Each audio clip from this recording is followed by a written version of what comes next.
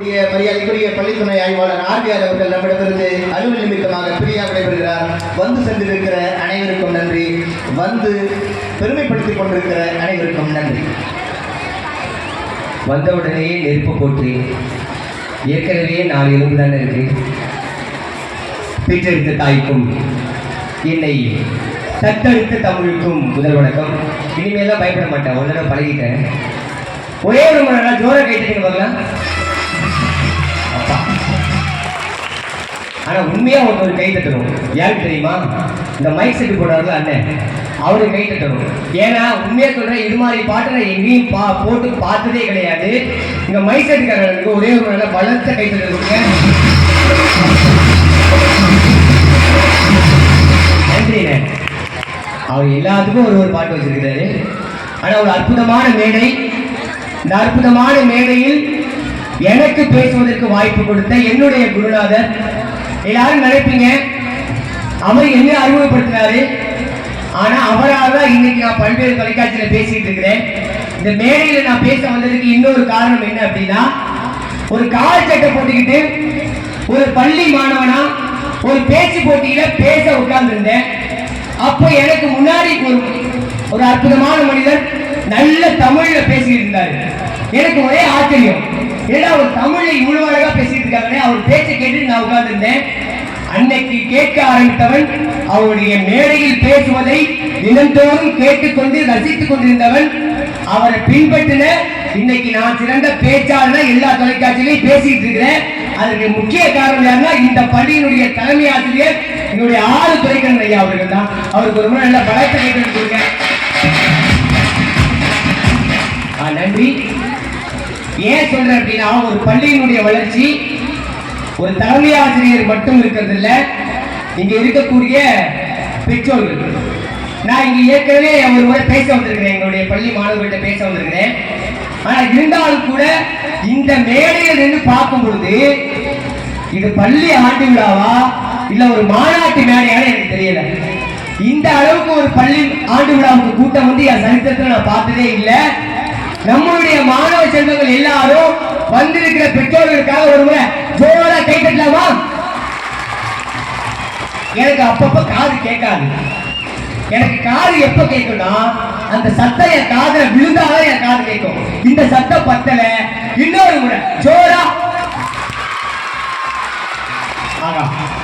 கேட்கும் போது ரொம்ப சந்தோஷமா இருக்குது.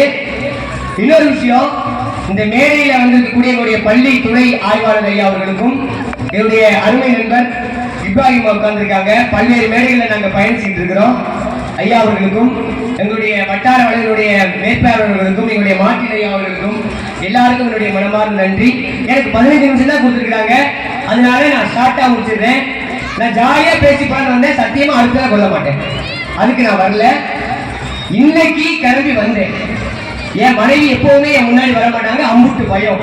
இன்னைக்கு முன்னாடி வந்து நின்னாங்க. ஏமா வந்து முன்னாடி நிக்கிற அப்படின்னு கேட்டேன். எங்க போறீங்கன்னு கேட்டாங்க. இதே மாதிரி பள்ளி ஆண்டு விழாவுக்கு போறேன், எதுக்கு போறீங்கன்னு கேட்டாங்க. பேச போறீங்களா இல்ல பார்க்க போறீங்களான்னாங்க. எனக்கு அப்பவே வயிறு கலக்க ஆரம்பிச்சிருச்சு. ஒரே ஒரு வார்த்தை கேட்டேன், பேசலாமா போறேன் அப்படின்னு. சரி அப்படின்னா ஒரு பஞ்சு டைலாக் சொல்லி உங்களுக்கு அனுப்பிடுவான்னு கேட்டாங்க. சொல்லுமா தம்மோ சொல்லு. அப்பதான் மாமா நேரா போய் நெஞ்ச குறைச்சிக்கிட்டாங்க, பேச முடியும் அப்படின்னு சொல்லி ஒரு பஞ்சு டைலாக் கேட்டாங்க. வர்றப்ப உள்ள அழுதுகிட்டு தான் வந்தேன். என்ன தெரியுமா கேட்டாங்க? ராத்திரி பூரா குலைக்கிற நாயு, ஓயாம பேசுற வாயு, உதவாங்காம வந்துதான் சரித்திரமே இல்லைன்னாங்க. ஆனா இங்க வந்தோடனே நான் பார்த்தேன், யாராவது கல்லுகில வச்சிருப்பீங்களான்னு. அப்படிலாம் யாரும் வச்சில்ல. அங்க உள்ள 2 அக்கா பயங்கரமா சிரிக்கிறாங்க. ஆனா உண்மையா சிரிக்கணும். சிரிப்பு இல்லைன்னா மனிதனுக்கு வாழ்க்கையில எதுவுமே இல்லை. ஒரே ஒரு முறை எனக்காக சிரிக்கலாமா? இது என்னை பார்த்து சிரிச்சீங்களா இல்ல நீங்களே சிரிச்சீங்களா? சரி, ரைட், ஓகே. இப்ப மாணவர்கிட்ட ஒரு கேள்வி கேட்கலாம். கேள்வி கேட்கலாமா? ரெடியா? சத்தம் பத்தல, ரெடியா? சரி, இப்ப நான் ஒரு பாட்டு பாடுவேன், அதுக்கு நீங்க எதிர்பார்த்து பாடணும். அதாவது அடுத்த வரையே பாடணும். பாடலாமா? நம்ம எந்த பள்ளி? அரசு உயர்நிலை பள்ளி திருப்பூண்டி வடக்குல இருக்கிறோம். கெட்ட விட்டுறக்கூடாது. பாடலாமா? ஜித்து ஜில்லாடி வா மாடா அல்லடிக்கோ. அட ஒப்புறானே அடுத்த முறை இன்னும் இந்த அளவுக்கு பாடுறாங்க. சரி பரவாயில்ல, இப்ப அடுத்த பாட்டு பண்ணலாமா? ஏ ரஞ்சிதமே, ஏ ரஞ்சிதமே. எல்லா பாட்டுமே தெரியுமா உங்களுக்கு? சரி இப்ப இந்த பாட்டு பாடலாமா? ஆளப்போரா தமிழ வெற்றி மக வழிதா வீரண்ணா யாருன்னு வாயில்லா மாட்டுக்கும் பேரண்ட்லாம் ஒருவரே ஒரு கை தட்டுங்க எங்க பிள்ளைகளுக்காக. அப்பா சரி, இப்ப நான் சொன்ன பாட்டுக்கு எல்லாரும் பாடிட்டீங்க கரெக்டா? இப்ப நான் இன்னொரு கேள்வி கேட்க போறேன், அதுக்கு யாராவது பதில் சொல்றீங்களான்னு பாப்போம்.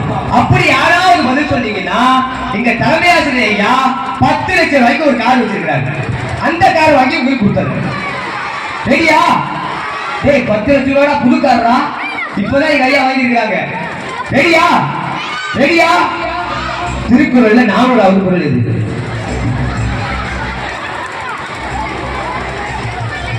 ஐயா கவலைப்படாதீங்க, 10 லட்சம் ரூபாய் பரவாயில்ல, எங்க ஐயா நிறைய செலவு பண்ணிட்டாங்க, இருந்தாலும் பரவாயில்ல, 10 லட்சம் ரூபாய் கொடுத்துருவாங்க. 4வது குறள் யாராவது ஒருத்தவங்க தீர சுத்தம்னா அது குரல் பரவாயில்ல, அவன் குரல் தெரிஞ்சிருக்குல்ல, அதுக்காக ஒரு முறை கேட்டு இருக்கேன். நிறைய பேருக்கு குரல்ல தெரியவே இல்லை. அப்பா இந்த அண்ணன் வேற அடிக்கடி பாட்டை போடுறது எனக்கு இங்க பயமா இருக்கு. அடிக்கடி நெருப்பு எரிய வைக்கிறாரு, எனக்கு வேற நெஞ்சு சின்னதுனே, நீங்க பாட்டு போடுறது வெளிச்சிட போகுது. சரி ரைட் ஓகே, ஒரு சின்னதா குழு குடிக்கணுமா? குடிக்கலாமா? ரெடியா? சரி, அது கல்வி என்கிற அதிகாரத்துல இருக்கு. இங்க வாங்க தங்க, அப்படியே மேல வாங்க, சீக்கிரமா வாங்க சீக்கிரமா வாங்க சீக்கிரம் வாங்க, வேகமா வாங்க வேகமா வாங்க. ரைட், உங்க பேர் என்ன? இந்த பேர் அப்படி சொல்லுங்க.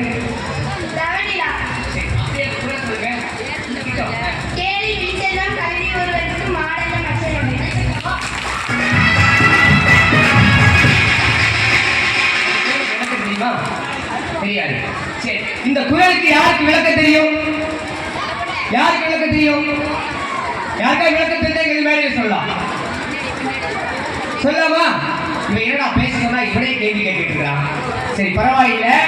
கேடில் விழுச்செல்வம் கல்வி ஒருவருக்கு மாடல்ல மற்றையவை.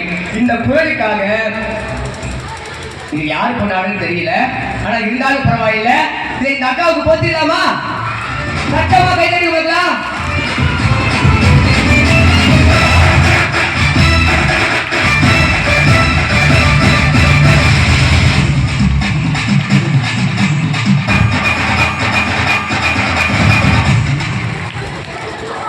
ஏன் அப்படின்னா இன்னைக்கு நிறைய பேருக்கு தமிழ் மொழியுடைய பெருமை தெரியறதே இல்லை. நாம என்ன பண்றது இல்லைன்னா வீட்டுல தமிழ் மொழியை பேசினாவே தப்புன்னு நினைக்கிறோம், ஆங்கிலத்துல பேசினா பெருமைன்னு நினைக்கிறோம். ஆங்கில மொழி வேணும், ஆனா தமிழ் மொழியிலையும் சாதிக்க முடியும். நீங்க நினைச்சீங்கன்னா உங்க பிள்ளைகளை சாதிக்க முடியும், ஆனா அதுக்கு ஒரு கண்டிஷன் இருக்கு, நீங்க எல்லாம் டிவி சீரியல் பார்க்கப்படாது, அது வாய்ப்பே இல்லை. 6 மணிக்கு போட்டுறாங்க இந்த சீரியல்ல, 6 மணிக்கு போட்டோன்னு நம்ம ஆளுமையில முதல்ல போய் உட்கார்ந்தீங்க இந்த டிவி சீரியல்ல தான். இது கூட பிரச்சனை இல்லைங்க. எங்க வீட்டுல நான் 40 லட்சம் ரூபாய் வீடு கட்டி இருக்கிறேன். என் மனைவி இருக்காங்கல்ல, அவங்க அவங்க அவங்க பாத்தீங்கன்னு வச்சுங்களேன், சாதாரணமா வீட்டுல உட்காந்து டிவி எல்லாம் பார்க்க மாட்டாங்க. ஊர்ல உள்ள 10 கிழவியை கொண்டு வந்து என் வீட்டுல உட்கார வச்சுக்கிட்டு அதோட சேர்ந்து பார்ப்பாங்க. சரி பரவாயில்லை சொல்லிட்டு அன்னைக்கு பள்ளிக்கூடம், நான் ஒரு வாத்தியாரு பள்ளிக்கூடத்துல, சரி ஸ்கூல் முடிஞ்சு நேரா போய் என் வீட்டுக்கிழமை நான் தட்டுறேங்க, உள்ள இருந்த ஒரு முத்திரை கேள்வி கேட்குது, கண்ட நேரத்துல கண்ட நாயெல்லாம் வீட்டுக்குள்ள வருதுக்கா.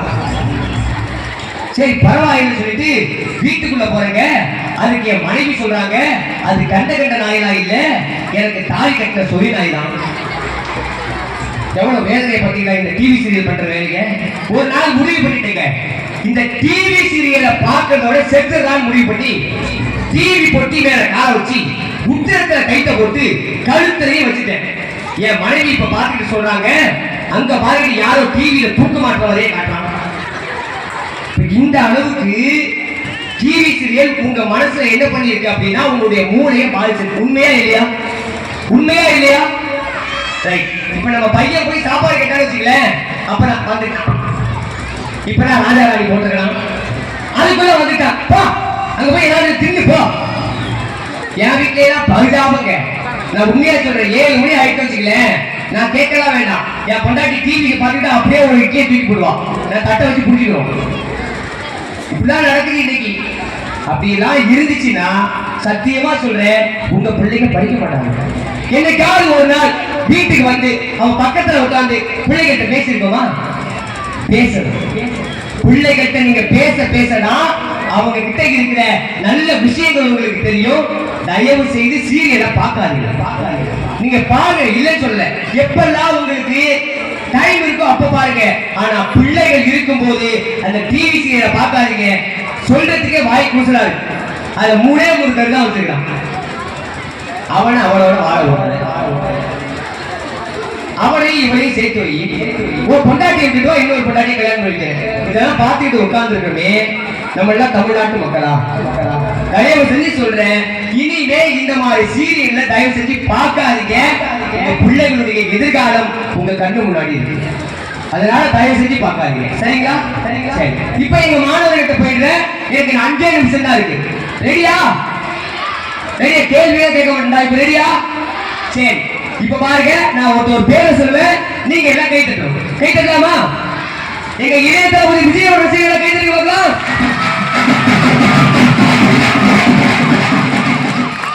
அடேங்க அப்பா, திருப்பூண்டி வடக்கே விஜய்க்கான ரசிகர்கள் இருக்கலாம் போல இருக்கு.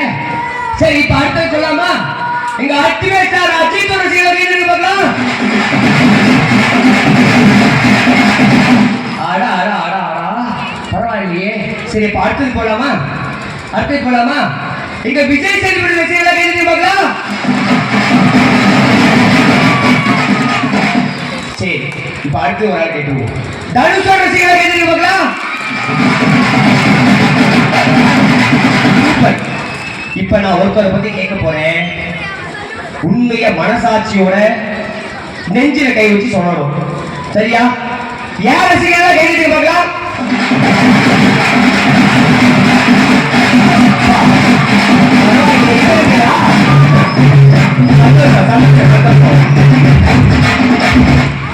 சரி, சந்தோஷம். இப்படியே எரிய முடியல. இந்த கொஞ்ச நேரம் நான் பகையான பாருங்க. சரி, இப்போ ஒருத்தவங்களை பத்தி கேட்கிறேன். உண்மையா உங்களுக்கு பிடிச்சிருந்தா இந்த அரங்கம் அதிர உங்க கை தட்டு கொடுக்கணும். கொடுக்கலாமா?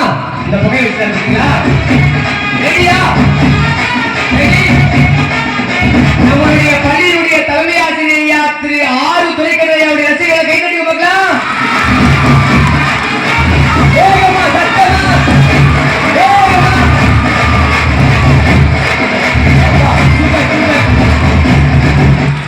சரி, இப்ப அடுத்தது கேட்கலாமா? இந்த பள்ளியில படிக்கிறது எனக்கு பெருமை. இந்த பள்ளியில படிக்க வைக்கக்கூடிய என்னுடைய ஆசிரியர் பெருமக்கள் தான் எங்களுக்கு தெய்வம். அவங்க சொல்றதை கேட்போம். இந்த கல்வியாண்டு இல்ல, எந்த கல்வியாண்டிலையும் 10ஆம் வகுப்புல 100% தேர்ச்சிகளால் கொடுக்க முடியும்னு சொல்றேன். எங்க இளம் சிங்கங்கள் எல்லாம் கை தட்டிக்க போகலாம்.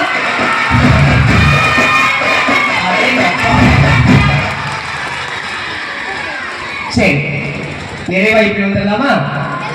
உண்ணலாம், உறங்கலாம், விழிக்கலாம் என்று இருந்தவர்களை சாதிக்கலாம், பறக்கலாம் என்று மாற்றிய நம்முடைய மாண்புமிகு முன்னாள் குடியரசுத் தலைவர் டாக்டர் APJ அப்துல் கலாம் அவர்களுடைய ரசிகர்களை கை தட்டிக்க பார்க்கலாம்.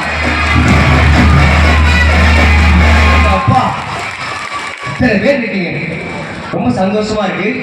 இப்போ ஒரு கேள்வி. இப்ப நான் இளைய தளபதி விஜயை பத்தி கேட்டேன். இந்த கூட்டத்துல ஒரு 100 பேர் கேட்டுட்டு இருப்பீங்களா? சரி. அடுத்தது ஒரு ரசிகரை பத்தி கேட்டேன். அதுக்கு ஒரு 50 பேர் கேட்டுட்டு இருப்பீங்களா? சரி. இப்ப கடைசியா நான் 3 பேர் கேட்டேன். யார கேட்டேன்? நம்ம தலைமை ஆசிரியர் ஐயா பத்தி கேட்டேன். அடுத்தது என்னைய பத்தியா? என்னைய விட்டுருங்க. தலைமை ஆசிரியர் ஐயா பத்தி கேட்டேன். அடுத்து நம்ம ஆசிரியர் பெருமக்களை பத்தி கேட்டேன். கடைசியா நம்ம டாக்டர் APJ அப்துல் கலாம் ஐயா பத்தி கேட்டேன். இந்த 3 பேருக்கும் சத்தமா கேட்டுருக்கீங்க. யாராவது ஒருத்தவங்க மேடைக்கு சொல்ல முடியுமா? வாய்ப்பு ஒரு முறை தான் வரும், அதை பயன்படுத்திக்கிறோம். யார் வரீங்க? யாராவது வராது?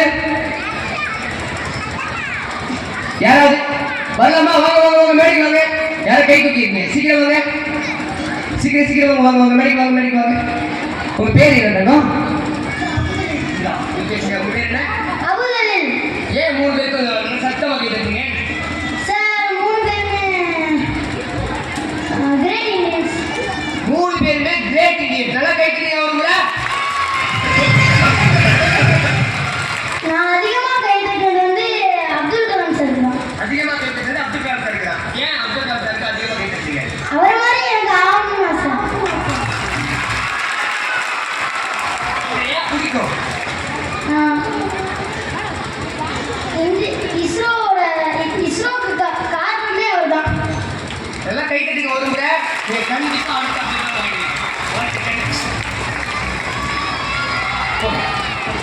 உண்மையாவே ரொம்ப பெருமையா இருக்குது.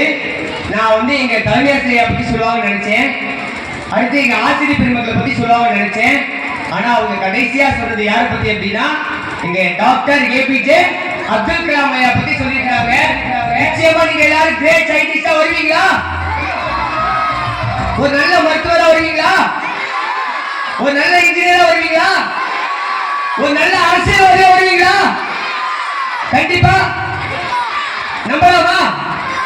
சத்தியமா? என் மேல சத்தியமா? சரி, உங்க மேல நம்பிக்கை இருக்கு, என் மேல சத்தியம் பண்ணிருக்கீங்களா? அதனால எல்லாரும் வரணும், சரியா? சரி, எனக்கு நேரம் அதிகமாக இல்லை, ஆனா இருந்தாலும் கூட இந்த குறைவான நேரத்தில் கூட என்னுடைய தமிழ் மக்கள் முன்னாடி ஒரு தமிழ்னா இன்னும் பேசுறது எனக்கு ரொம்ப பெருமை. அந்த பெருமையை இந்த பள்ளியினுடைய தலைமை ஆசிரியர் என்னுடைய குருநாதர் எனக்கு கொடுத்திருக்கிறாங்க. அவங்களுடைய மனமார்ந்த நன்றியை தெரிவிச்சுக்கிறேன். ஒரே ஒரு சின்ன நிகழ்வு, அதை மட்டும் சொல்லி நான் முடிச்சுக்கிறேன். ஒரு சின்ன குடும்பம், அந்த குடும்பத்துல அப்பா அம்மா ரெண்டு பேர் இருக்காங்க, 2 பிள்ளைகள் இருக்கிறாங்க. அந்த அப்பாவுக்கு திடீர்னு ஒரு புற்றுநோய் வந்துருச்சு. இறக்குற சமயம் நேரா டாக்டர் போறாரு. நீங்க அதிகபட்சம் ஒரு 6 மாசம் தான் உயிர் வாழ்வீங்கன்னு சொல்றாங்க. 6 மாசம். இவர் நேரா வீட்டுக்கு போறாரு. வீட்டுல பிள்ளைகள் எல்லாம் தூங்கிட்டு இருக்காங்க. இறந்துடலான்னு சொல்லி முடிவு பண்ணி மேல உத்தரத்துல கழுத்துல கைட்ட வச்சுட்டாரு. உண்மை சம்பவம், நடந்த சம்பவம். கீழே பாக்குறாரு, பிள்ளைகள் இருக்கிறாங்க. பிள்ளைகளை பார்க்கும்போது அவருக்கு ஒரு எண்ணம் தோணுது, ஒருவேளை நாம செத்து போயிட்டோம்னா கீழே இருக்கிற அந்த பிள்ளைகள் நம்ம நாக்கு தொங்கிடும், அதை பார்த்து பயந்துருவாங்களே.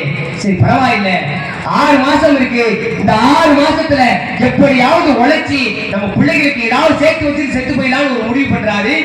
ஒரு அதிசயம் நடக்குதுங்க. 6 மாசம்ங்கிறது 6 வருஷமா மாறுது. இந்த கடவுள் அவருக்கான ஆயுளை 6 வருஷமா நீட்டிச்சு கொடுக்கிறாரு. உழைக்கிறாரு, உழைச்சு தன்னால என்ன பணத்தை சேர்த்து வைக்க முடியுமோ அத்தனை பணத்தையும் சேர்த்து தன்னுடைய மனைவியிட்ட கொடுத்து சொல்றாரு, அம்மா நான் இன்னும் கொஞ்ச நாள் செத்து போயிடுவேன், டாக்டர் சொல்லிட்டாரு. ஆனா ஒன்னே ஒரு விஷயம் மட்டும் நீ மனசுல வச்சுக்கோ, இந்த பணத்தை வச்சு நீ என்ன பண்ணுவியோ, கார் வாங்கி கொடுக்க வேண்டாம், நிறைய நகை வாங்கி கொடுக்க வேண்டாம், என் பிள்ளைங்க 2 பேரையும் நல்லா படிக்க வச்சது, அந்த படிப்பு ஒண்ணுதான் அதோட வாழ்த்தும். நான் படிக்க வைக்கணும்னு ஆசைப்பட்டேன், என் பிள்ளைய கலெக்டர் ஆக்கணும்னு ஆசைப்பட்டேன், என் பொண்ணை மருத்துவர் ஆக்கணும்னு ஆசைப்பட்டேன். ஆனா என்னால முடியுமான்னு தெரியல, ஆனா உன்னால முடியும். ஒரு பெண் நினைத்தால் இந்த சமூகத்தையே மாற்ற முடியும் அப்படின்னு சொல்லி அந்த பணத்தை கொடுக்கிறாரு. அடுத்த நாளே அந்த அற்புதமான மனிதர் இறந்து போயிருக்காரு. இப்ப கையில பணம் இருக்கு, 2 பிள்ளைகள் இருக்கிறாங்க.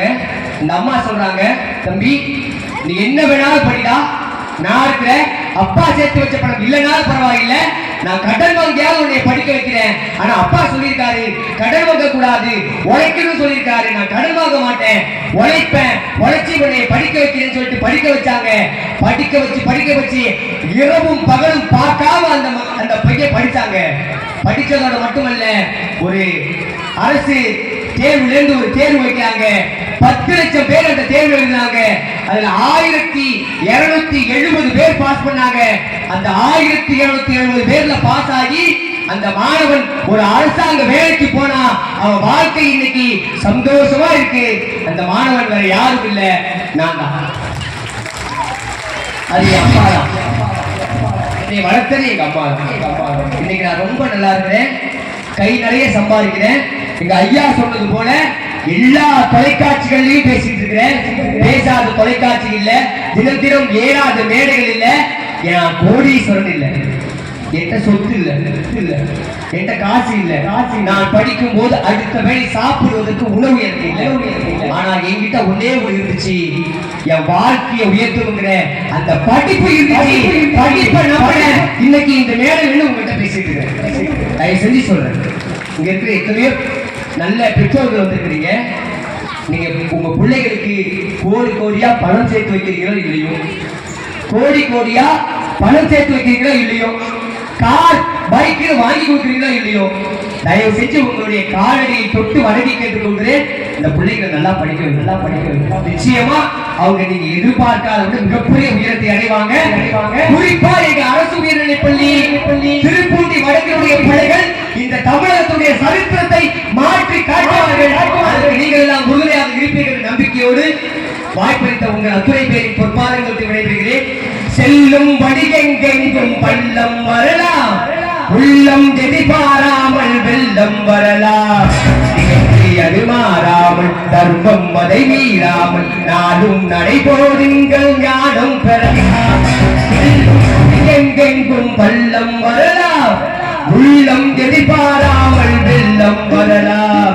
நேர்மை அது மாறாமல் தர்மம் அதை மீறாமல் நாடும் நடைபோடுங்கள் ஞானம் பெறலாம். பேருக்கு வாழ்வது வாழ்க்கை இல்லை, ஊருக்கு வாழ்வதில் தோல்வி இல்லை. நான் கண்ட கண்ணீரில் அபிஷேகம் நான் செய்தேன், என் கண்ணில் ஈரவில்லை. ஒரு கூட்டு கிளியாக ஒரு தோப்பு குயிலாக பாடு பண்பாடு. இறைதேடி பறந்தாலும் திசை மாறி திரிந்தாலும் கூடு ஒரு கூடு. என்னென்ன தேவைகள் எங்கள் ஐயாவை கேளுங்கள். ஒரு கூட்டு கிளியாக ஒரு தோப்பு குயிலாக பாடு பண்பாடு. இதை தேடி பறந்தாலும் திசை மாறி திரிந்தாலும் கூடு ஒரு கூடு. உங்கள் அத்துணை பேருக்கு நன்றி தெரிவித்து விடுகிறேன். தமிழ் வாழட்டும், தமிழர்கள் நிலைமை ஆள